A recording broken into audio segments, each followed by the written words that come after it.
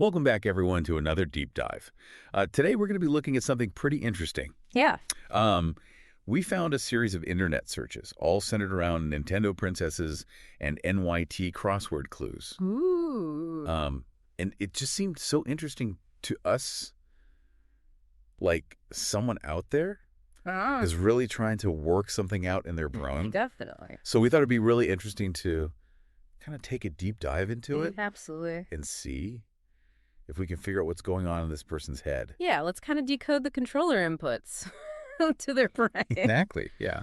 Yeah, I think what's so fascinating about this is we're seeing someone in action. Like, this is a process. Mm-hmm. This isn't like a finished product. It's like someone trying to solve a problem in real time using search as a tool. Right. And so it's like we get to watch a detective at work piecing together all the clues.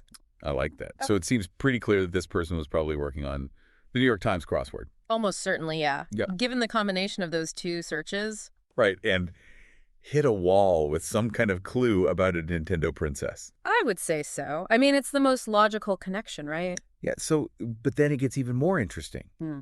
Because we see them searching things like niche publication. Okay. Small batches moon stage.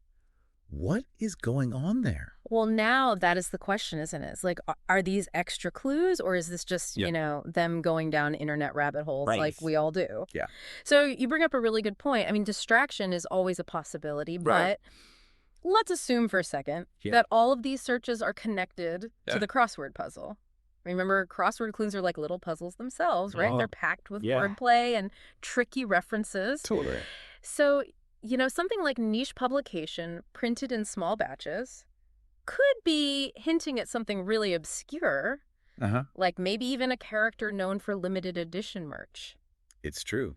There are definitely Nintendo characters with a cult following. I mean, there were even fanzines for some of these characters. Oh, yeah, for sure. Like dedicated publications. Absolutely. Printed in small batches. Right. And what about Moon Stage?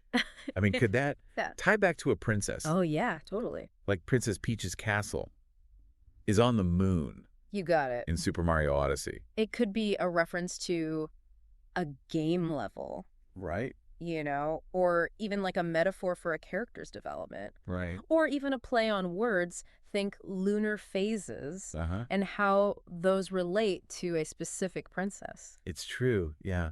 You're making me realize how much I rely on, like, those same mental gymnastics. I know, right? When I'm doing a crossword, like trying to see things from different angles, trying to decipher the hidden language of the clues. It's a real skill. Yeah, it's a skill we don't think about a lot. Right. It's a real skill. It is. It makes you wonder how these searches reflect this person's own interests. Totally. And how they approach Oh. puzzles in general. Yeah. But okay, so then we have this curveball, this educational TV spot search. So that's where things get a little tricky. Yeah. At first glance, it just seems totally unrelated. Right. But remember how crosswords often weave these, like, thematic connections between clues? It's true.